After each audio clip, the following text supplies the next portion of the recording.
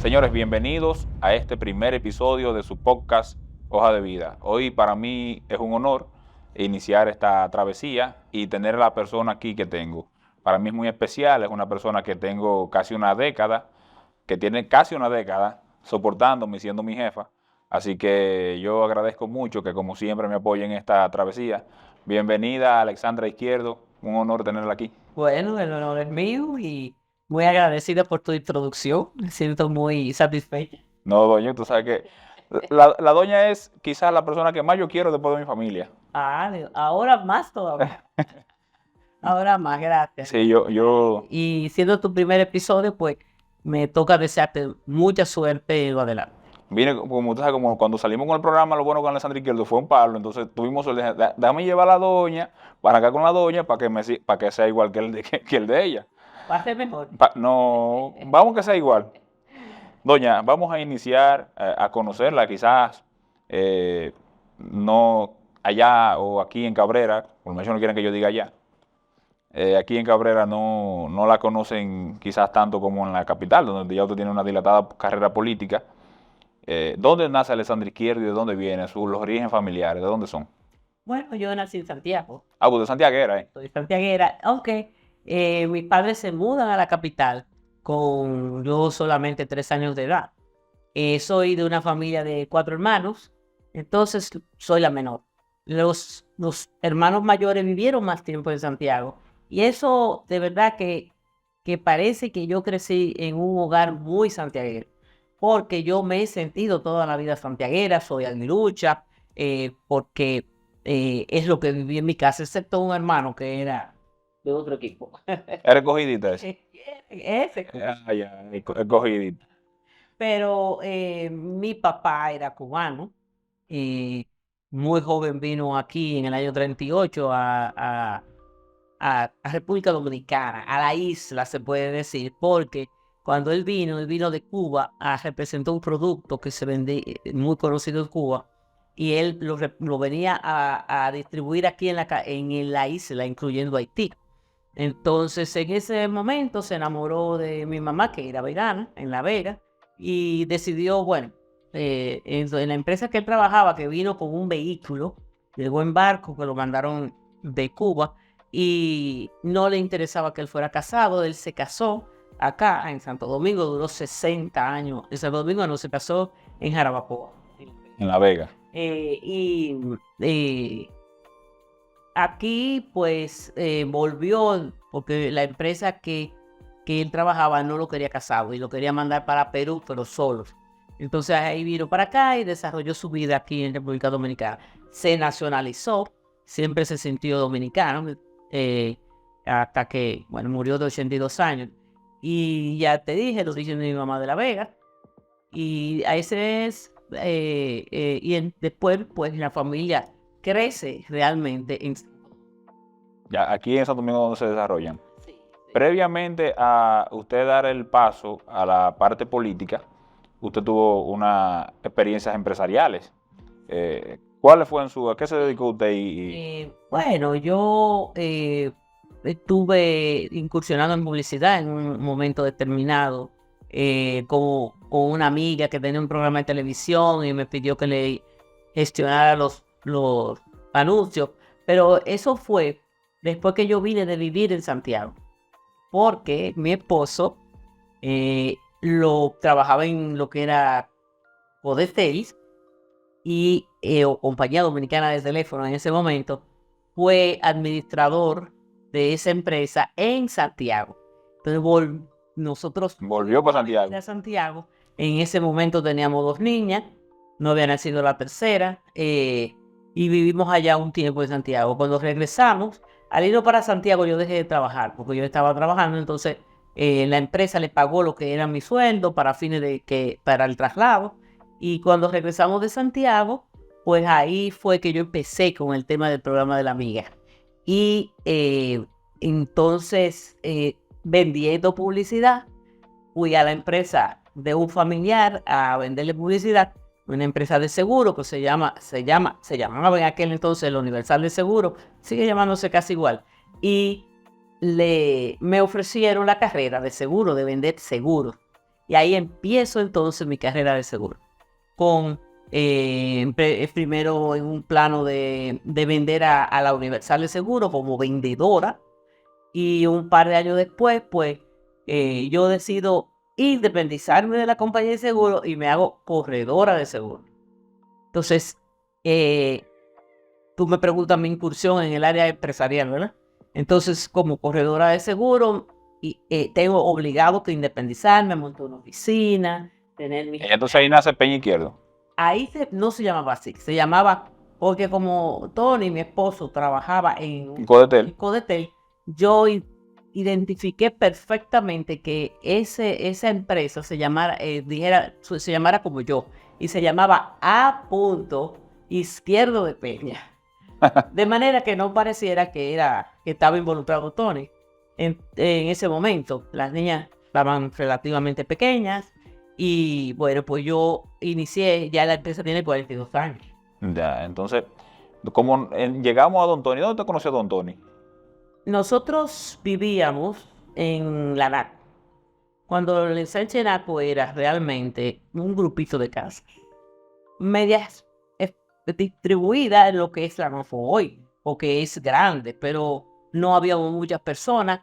Había un club que se llamaba Club NACO, pero era una rancheta, era algo muy... Había hasta caballo ahí para tú montabas caballo.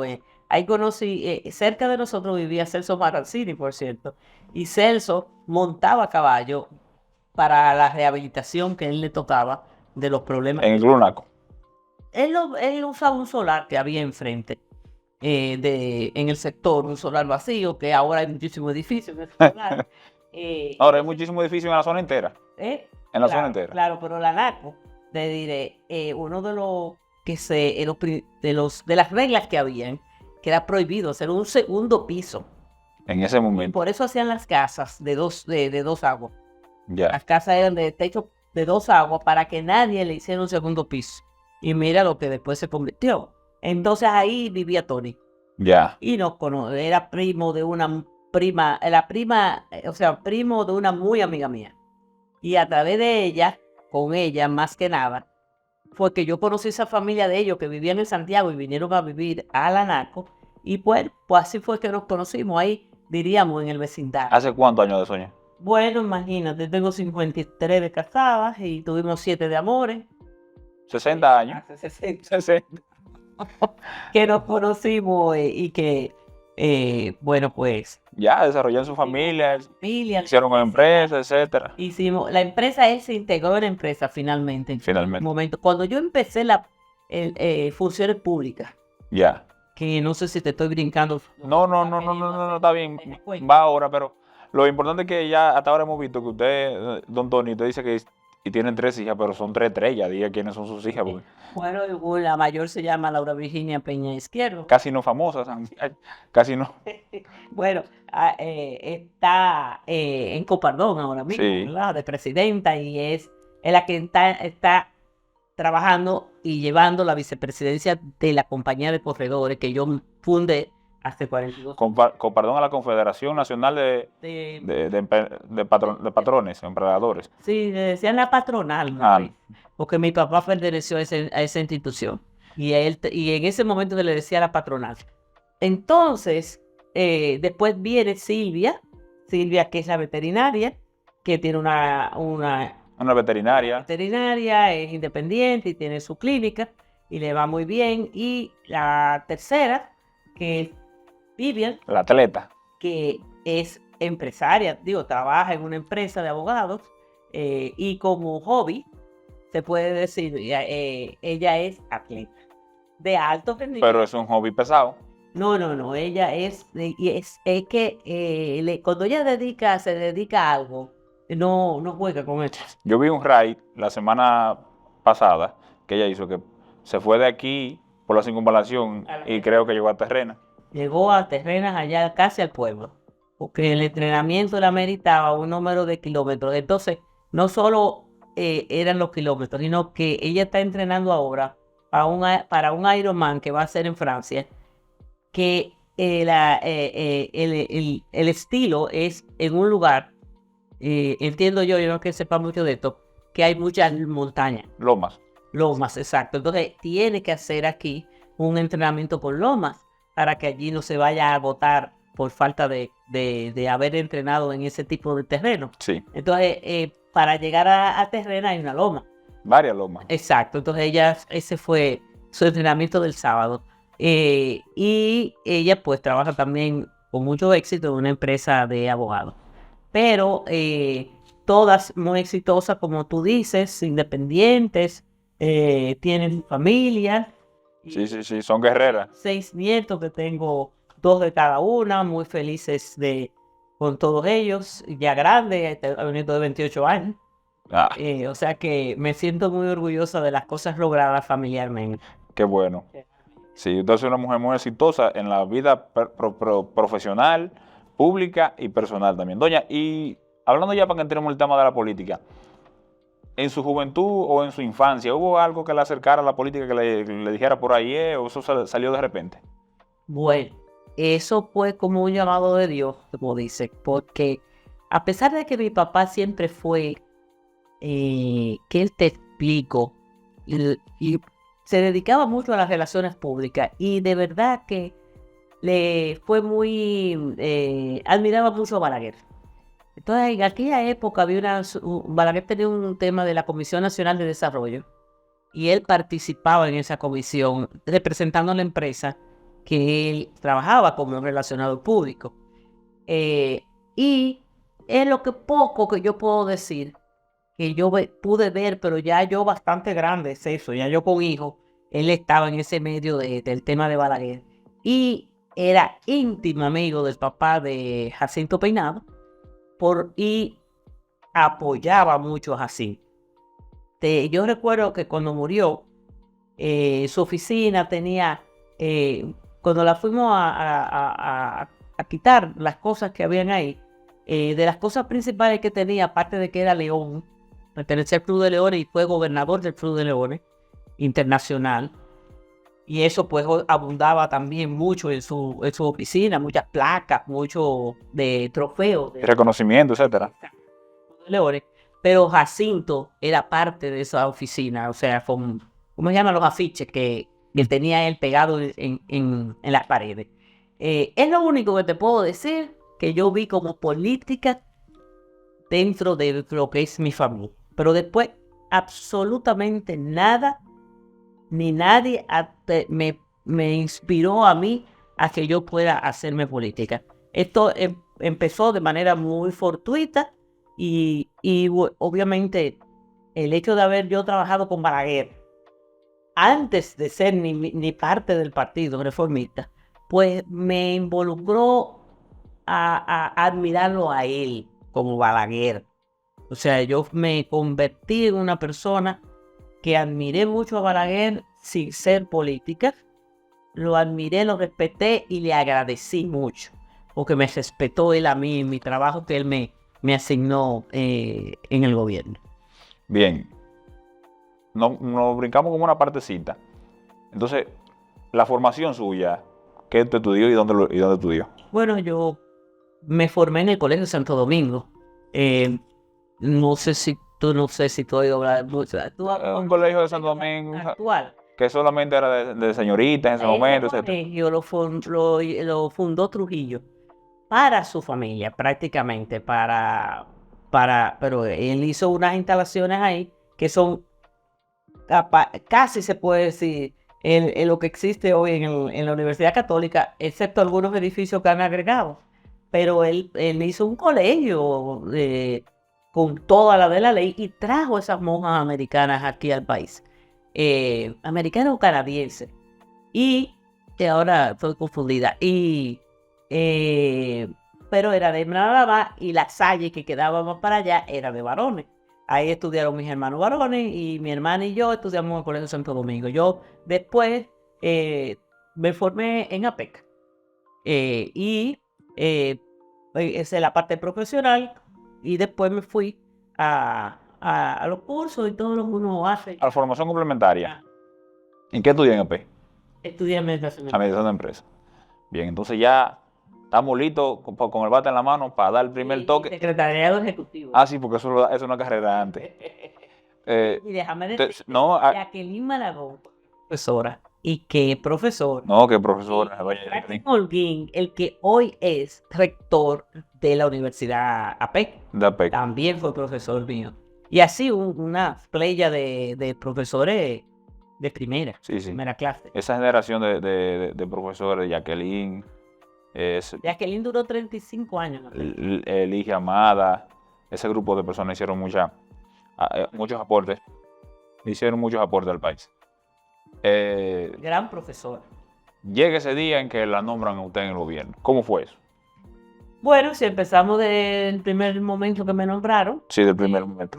Yo era aseguradora del que nombraron como director de Corde, que es hermano de Quique Antún, Eddie Antún se llama, y yo le llevaba los seguros de él porque él trabajaba en las Rosario Dominicanas antes de eso, y en las Rosario yo tenía una parte de los seguros de las Rosario Dominicanas, y trabajando con las Rosario, yendo allá para fines de revisar y cobrar y eso, las pólizas de seguro de Rosario. Eduardo Antún, Eddie, como le decimos, era el financiero de la Rosario Dominicana. Y ahí pues hicimos, lo conocí ahí, no lo conocía antes. Nos hicimos muy de cerca, le hice seguros y etcétera. Ahí lo nombran, después de estar ahí en la Rosario, me recuerdo como en 1 de enero, no recuerdo el año, lo nombraron, del 93. Del director de Corde. Un día cualquiera, a principio del tarde, el director me llama y me dice, ¿tú sabes para lo que yo te estoy llamando? Y digo, sí, me imagino que sí, porque se te venció el seguro de salud tuyo. Yo fui hasta con la póliza en la mano, pensando que lo que quería era renovar su seguro, ¿verdad? Y me dice, no te estoy llamando para eso, es para ofrecerte que vayas a Seguro San Rafael. Para mí, pues... Seguro San Rafael es lo que hoy es Seguro Más Reserva. Sí. Más o menos. Diríamos que se liquidó una empresa para abrir la otra. Las dos de gobierno, ¿verdad? Sí. Digo, no, yo no puedo ir a algo. Además, acabo de ser electa presidenta de la Asociación de Corredores, que me eligieron en ese... no, pero eso no es problema, tú renuncias. Me dice el director de Corde que también yo le dije, pero además no hay conflicto de intereses, yo no puedo ir a la compañía de seguro, a una compañía de seguro siendo corredora de seguro. Y también me dice, entrega la licencia y que se quede ahí tu esposo y tu hija, que estaban ya en la empresa. No obstante, yo de un principio insistí en que no era posible. Después me quedé con eso en la cabeza y lo medité, lo pensé, lo hablé con la familia, lo hablé con los corredores de seguro y finalmente acepté la compañía de seguros San Rafael. Ese fue mi primer nombramiento en el 1993. A finales del año yo no me sentía cómoda por cosas que no vale la pena mencionar y me fue muy bien como administradora. Logré unos cobros extraordinarios, que la compañía de seguros se mide en su ranking por los cobros que hace. Y yo lo pasé la compañía del 9º lugar al 3º. En base a meses de trabajo ahí en la San Rafael, renuncié. Me llamó la superintendente de seguro, que era Anicia Risi, y me dice, a Balaguer no se le renuncia. Ella sí era del Partido Reformista y era política. Y digo, pero mira, a mí no me nombró Balaguer. A mí me nombraron en Corde y yo sí voy a renunciar. Renuncié a finales de año. Bueno, pues a los 4 meses nombran a Anicia en aduana y ella les recomienda a Balaguer que me nombra a mí en renta interna. Él había puesto a Quesada en el consulado de Nueva York y no tenía a nadie en esa dirección de recaudación. Y ahí le dijo Balaguer a ella. ¿Y por qué ella renunció? ¿Por qué renunció? Y yo no le renuncié a él, renuncié al director de corte. Y ella le dijo, ¿por qué ella no la dejaron trabajar como ella le gusta trabajar? Y dijo, vaya a la consultoría jurídica y que le hagan el decreto. Yo me enteré por radio. Al otro día. Ella sí me dijo, mira, te van a nombrar, pero no me dio seguridad. No, ¿de qué tú me estás hablando, Alicia? Déjame quieta. No, ya yo no era política, yo no tenía nada que ver con el Partido Reformista ni nada de eso. Entonces, ahí, pues, al otro día, de eso que ella me adelantó en algo, pues salió el decreto, porque ya ella lo había dejado hecho. Lo había dejado hecho. De ahí arranca entonces mi nombramiento como directora de Renta interna. Que es como luego cuando se fusiona con por eso la renta, lo que hoy es DGI. DGI, exacto. Que había en ese momento de la impuesto sobre la renta, era separado, no tenía colecturías, o sea, ellos no cobraban. Y renta interna era la colecturía, llámese el banco, de impuestos sobre la renta, más que llevaba a su cargo unos impuestos también que lo tenía que recaudar. Entonces ahí usted... Eso es renta interna. En el 96 se muere el director de impuestos sobre la renta, que se llamaba Florencio Silva, que duró muchos años ahí. Y Balaguer, que ya estábamos en transición, ya había ganado Leonel, me pasa para impuestos sobre la renta. Para que terminara el periodo de gobierno. Entonces ahí le tocaron las dos. Me tocaron las dos instituciones, exactamente. Después, pues llega el Fernández. Ya salimos del gobierno durante esos 4 años. No, ahí viene lo interesante, le toca el activismo político en el Reformista. Pero verdad, o sea, ahí es que yo... Ya estamos en el 96-2000. Exacto, entonces en el 98, primero, Balaguer yo lo seguí de cerca con él, visitándolo y saludándolo. Se me fue esa parte la más interesante, de ver a Balaguer todos los días en la noche. No, eso es como ir a hacer una maestría a una universidad de Londres. ¿Qué se aprende de uno ir todos los días en la noche a ver un presidente? Mira, eso fue... ¿Cómo Balaguer? Porque... Una experiencia, íbamos 3. El director de aduana, el de impuestos sobre la renta y renta interna. A veces iba el ministro de Finanzas, secretario de Finanzas de aquella ocasión. Para mí, algo que no voy, o sea, que es parte de mi vida, la experiencia vivida de ir a llevarle unas recaudaciones a una persona, al presidente de la República, verlo diario, que tú no sabes que aunque puede él estar esperándote, porque tú sabes que el mundo público es muy complicado y se llevan y se traen muchas cosas y muchas veces nada cierta. Pero, o sea, no dejaba de ser un desafío, proceso de mucha, diríamos, de muchas presiones. Aunque uno no la sintiera, pero no dejaba de ser. Además, Balaguer con las recaudaciones, para él era algo, y llevaba eso en la mente, porque nosotros se lo dictábamos, lo que es cada institución. Sí, porque ya en ese momento él no veía. No, Balaguer no me conoció. No me vio, no me conoció de físicamente. Físicamente. Y él... todos esos números que uno le daba, que yo era que preparaba las recaudaciones de impuestos sobre la renta y de renta interna. Yo tenía que cuadrarla allá en la institución, que me llegaban por fax, los depósitos de cada colecturía a nivel nacional.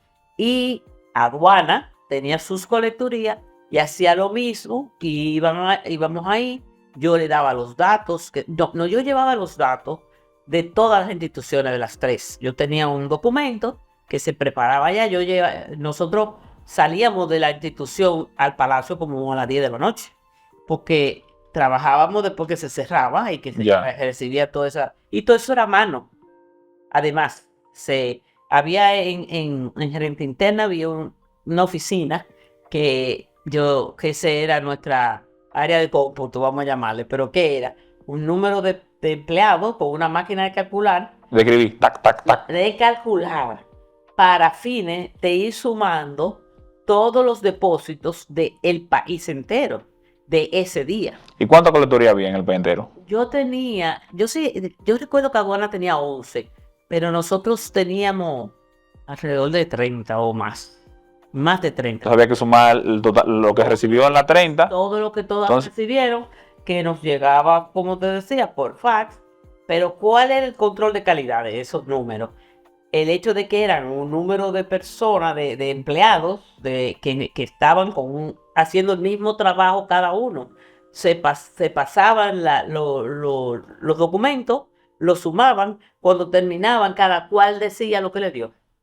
O sea, una lotería. Si había un descuadre, había que hacerlo de nuevo. Hay que volver a ver dónde estaba el descuadre. Cada uno decía 5.600, el otro decía 5.600. Si había una diferencia entre lo que sumó uno y el otro, se verificaba a ver si era un error o sí. Y ese era, yo le llamaba el control de calidad. Sí. Y esos números había que hacerlo después que toda esa colecturía entregaban sus cuadres.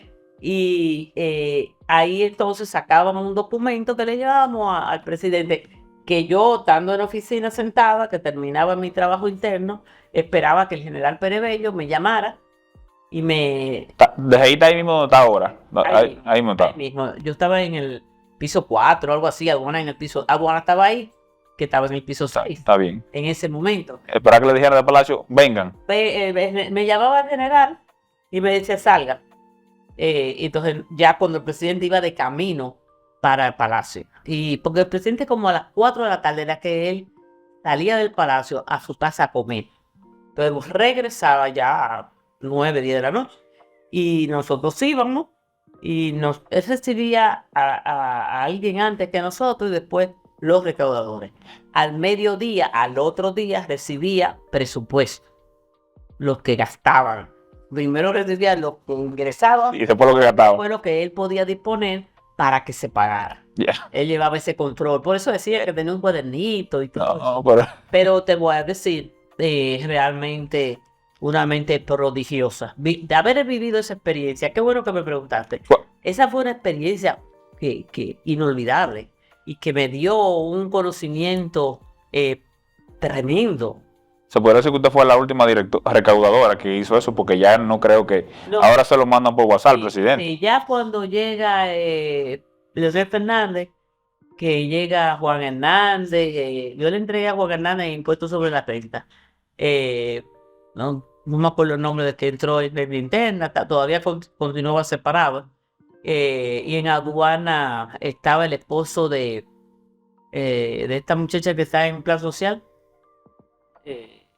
Vicente Sánchez. Vicente estaba en aduana, creo. Bueno, y pues esa experiencia, sí, como tú dices, ya ellos empezaron a pasar la recaudación de otra forma. De otra forma. No como se le llevaba a Balaguer. Y Balaguer muchas veces hacía muchos cuestionamientos realmente... Alessandra, ¿por qué recaudó tampoco en Asua? No, porque cuando era mucho no decían nada. No. Cuando era poco, ¿y qué fue lo que pasó? ¿Qué pasó en Asua que se cayó? Lo que pasa es que Balaguer se acostumbró a ver recaudaciones diarias. Cuando se hizo la modificación del Código Tributario, se puso a pagar impuestos los días 20 de cada mes. Pero las leyes anteriores al 92 tenían cada una su fecha de pago. Ya. Entonces, permanentemente habían ingresos. Había un mayor flujo de caja. Efectivamente, pero de forma diaria. Entonces, eso lo que se hizo fue que se dejó que los contribuyentes pagaran en las fechas que habían de las leyes viejas. Y el día 20 se liquidaba. O sea, lo que ya habían pagado y lo que verdaderamente tenían que pagar el día 20 se le ajustaba para que de esa forma había flujo diario. Diario. Eso fue una experiencia extraordinaria, como tú dices, de ahí salimos. Y política. Pero antes de irnos de ahí, ¿Cuál fue una anécdota o algo que ustedes recuerden que vivió que fuera como peligroso pero gracioso con Balaguer? Bueno, fueron tantas. No, te voy a comentar una que me acordé los otros días. En la campaña del 96, que él empezó a salir con Jacinto y con Maribel. Entonces la campaña se hace de día. Pero los dejó plantados en San De Cristóbal una vez. tarde, sí, lo dejó con la silla. Llevaron la silla y todo. De tarde salía con ellos, entonces no podía recibirnos de noche. Entonces un día yo llego y me dicen que el presidente quería vernos mañana en la mañana. Igual, está bien. Fuimos en la mañana. Cuando yo llegué me dice, Alessandra, que si tú puedes venir por la mañana, eso, me causa risa hoy día. En vez de en la noche para entregar recaudaciones. Digo, presidente, pero a la hora que usted diga. Una lambonería. ¿No? Sí, sí. Oh, presidente, Ahora que usted diga, ahora que usted usted es el jefe. Yo le dije que si usted puede, me echó un boche. Yo le dije que si usted puede venir por la mañana. Ah, sí, sí, presidente, no hay problema. Pero yo primero me dije, no, a la hora que usted diga. Y eso siempre me ha causado una experiencia de esa extraña, como por igual, que cuando él me juramentó, que yo hasta le dije que yo no conocía nada de esa institución, de gente interna, que lo único que sabía era que mi esposo sacaba la placa en ese sitio, pero después yo no sabía más nada. Más nada. Dice, no, pero a mí me han hablado muy bien de usted. Y digo, y aquí los recaudadores vienen si quieren, de noche, si quieren, si quieren. De noche y entre ustedes se orientan. Digo, bueno, presidente, yo estaba con mi papá y con mi esposo en ese momento. Si usted se compromete a enseñarme, yo me juramento. Y bueno, pues así lo hicimos. ¿Qué pasa? En un momento determinado se gradúa Laura del colegio. O no, yo creo que ya era en la universidad, ya estaba estudiando en Estados Unidos. Y yo pido permiso para ir a esa graduación de ella. Después me tocó la graduación de otra. Y vuelvo y pido un permiso. Eso es de noche que estoy pidiendo permiso. Y dice, pero usted ahora no viene, ahora tiene. Y me había dicho que yo iba fuera. Sí quería. Me dijo, bueno, pero usted ahora es como Hay que arreñarme los permisos. Y yo le dije, bueno, presidente, si yo lo estoy haciendo mal, usted me lo dice. Que a mí uno de los que estaba ahí en el grupo, de los que íbamos, digo, pero ¿cómo tú le contestaste así al presidente? Digo, ¿Tú estás volviendo loco? Es que me está diciendo que si yo estoy exagerando, y yo no era así, yo no le fallaba. La gente parece que Balaguer no le contestaba mucho, ¿no? Bueno, pues yo le dije, bueno, presidente, si usted cree que yo no estoy haciendo mal, me lo dice. No, era pero de porque era si yo quería que iba de noche. Entonces ya después de ese tramo entra Leonel al gobierno en el 96-2000, pero de esa va el Partido Reformista, ya entra ahí sí activamente y sale regidor en el 98. Bueno, pero no que entré al Partido Reformista.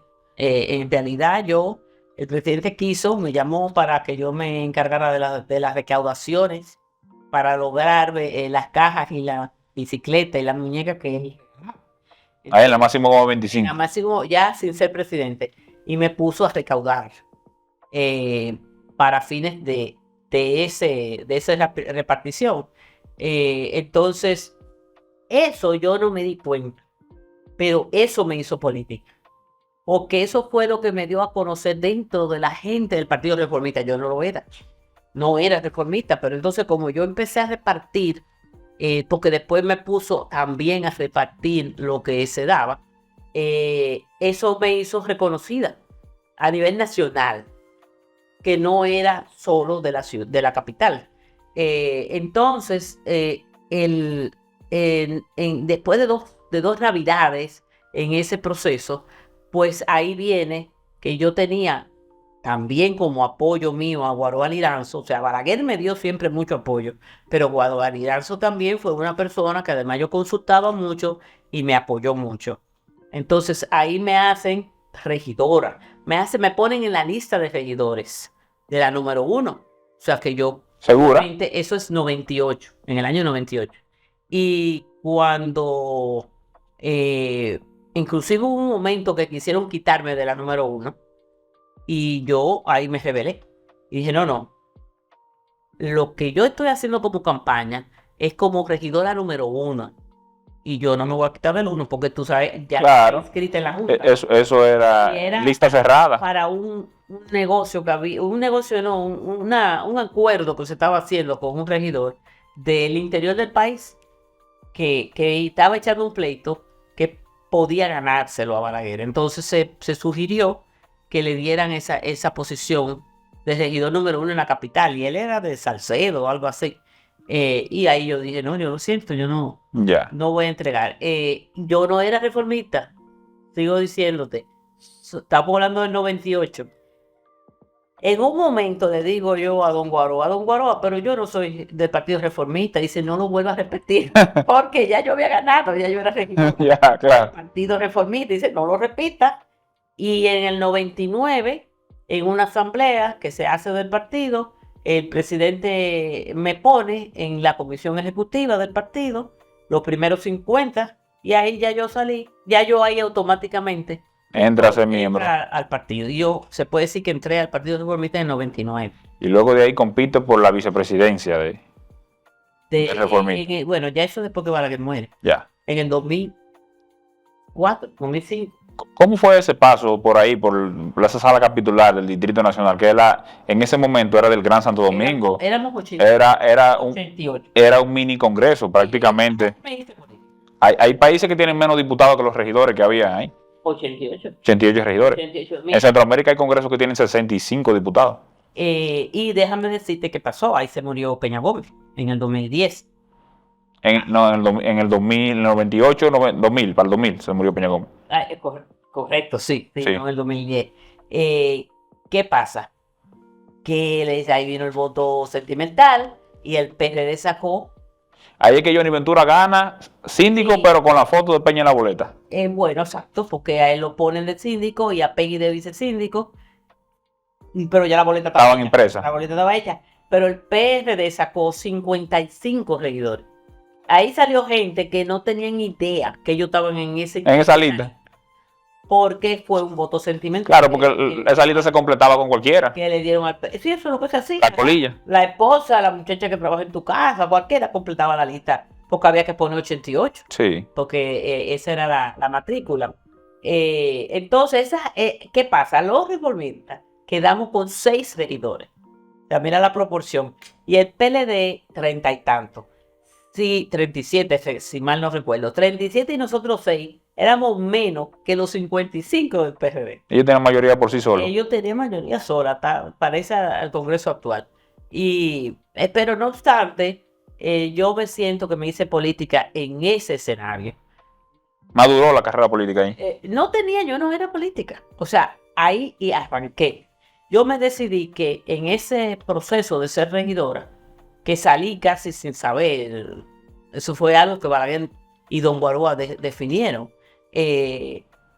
Yo iba a probar si de verdad yo quería ser política. Y efectivamente me sentí sumamente feliz con todo el trabajo que hice, porque a veces cuando tú ves que no es fácil lo que tú estás haciendo, que tienes que luchar. Nosotros éramos 6, los 6 no estábamos unidos. De acuerdo. Habían algunos que no estaban, que Claro. estaban apoyando al síndico por un lado. Ahora, hacíamos una oposición que yo era la vocero y eso me a llamar. ¿Por qué? Ya. Yo pedí apoyo a todos los directores de los periódicos y le comenté que si no me daban apoyo yo no iba a poder hacer nada, porque dentro de la sala yo era un voto que no tenía valor en realidad. Entonces, ¿qué yo hacía? Todo lo que yo proponía o todo a lo que yo me oponía, Iba a los medios.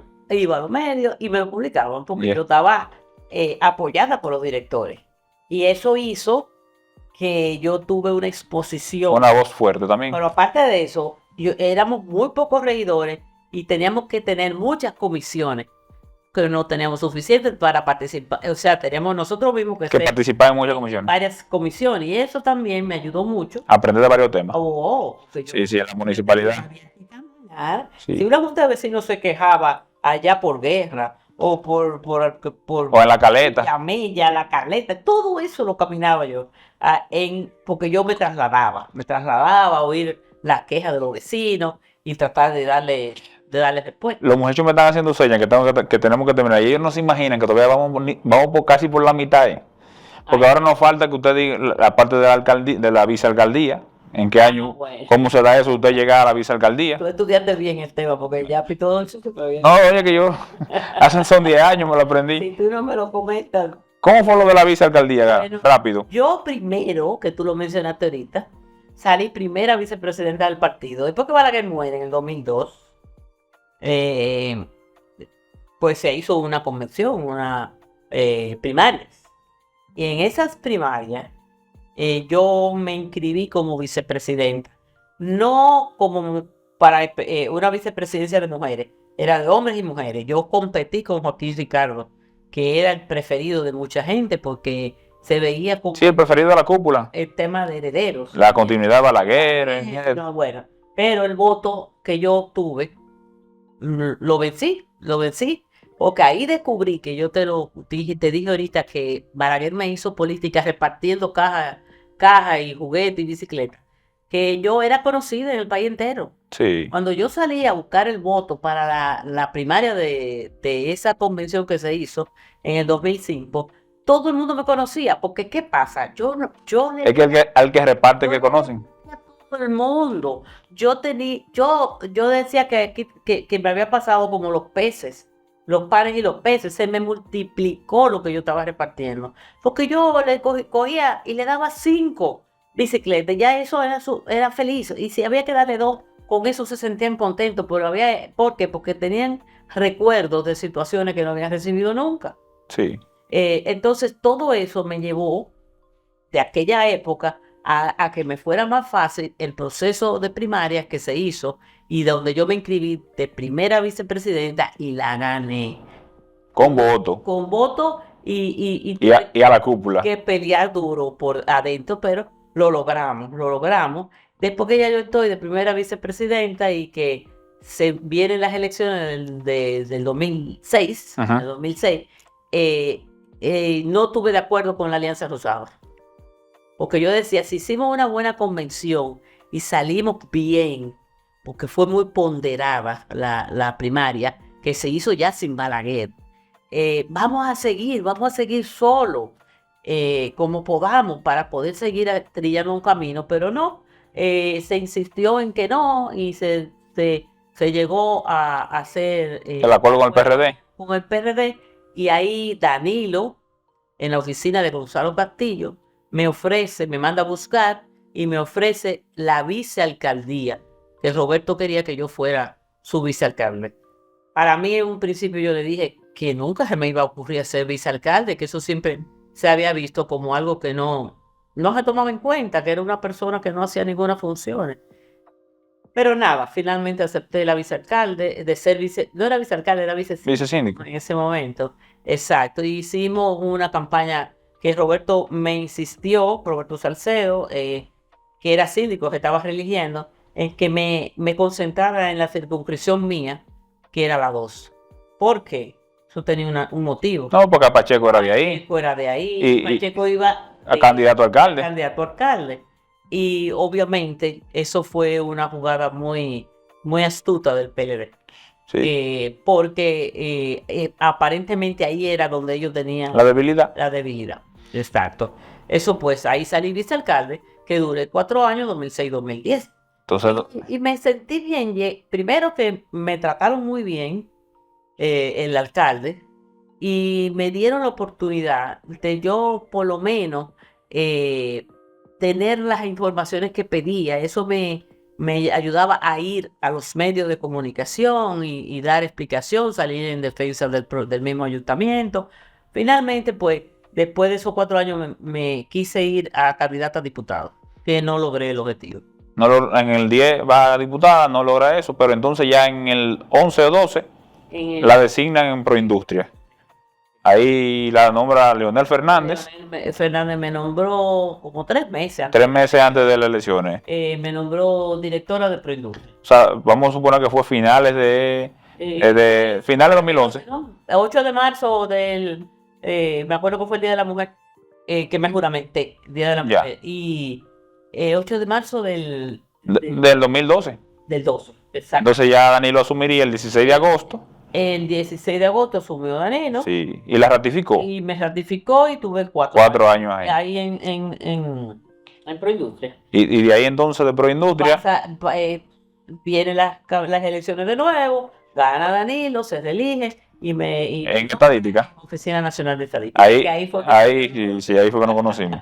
Pero para finalmente, en Proindustria, ¿qué es lo más importante que le dejó, lo que más le gustó de pasar por Proindustria, además de esa amiga Cícera Almanzar? Oye, amiga, nos decimos, ella dice que yo soy su mamá, y yo le digo que ella es mi hija. Es verdad lo que tú dices, tuve excelente manejo con el Consejo de Directores, donde ella estaba, porque ella era parte del Consejo de Directores. Fue una experiencia que pude manejarla mejor como en Proindustria, que porque los problemas que tuve en San Rafael fue con el Consejo de Directores. Ya. Por falta de manejo mío, de saber manejar. Entonces usted llegó ahí con un temor, aquí me toca un consejo de directores también. No, aquí no puedo fracasar, ya. Porque un hermano mío me dijo, tú fracasaste con ese consejo, yo no lo aceptaba en su momento, pero tenía razón, porque es que yo no asumía que el consejo era jefe mío, yo no quería asumir eso, yo creía que la fanfarra era mía y yo era la dueña, y no era así, porque yo venía de una empresa privada que yo tenía y creí que seguía el mismo sistema, pero en Proindustria aprendí mucho. Hay un proyecto ahí que yo encontré iniciado, que es un parque industrial. ¿Al DISDO? El DISDO. Me enamoré de ese proyecto queriendo ver de qué forma salía adelante, pero lamentablemente todavía tiene problemas. Tiene problemas. Bueno, doña Mira, me faltó hablar del programa de televisión que estamos haciendo, de la oficina de estadística, faltó muchas cosas, pero se nos acabó el tiempo. Usted sabe que eso es fácil, nada más que vamos a hacer un 2.0. Señores, a ustedes gracias. Se nos agotó el tiempo. Nos vemos la semana que viene de nuevo aquí en Hoja de Vida.